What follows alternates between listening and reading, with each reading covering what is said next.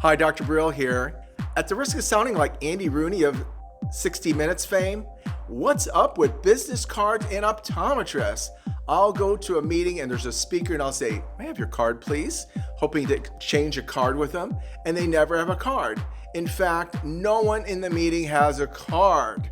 So a card is your representation of your style, of your presence, of your practice. We want to see what your phone numbers are. We want to see what your email is. Yeah, I could get it on LinkedIn or Facebook, but that's short-lived. I want that card to be in my wallet, in my desk.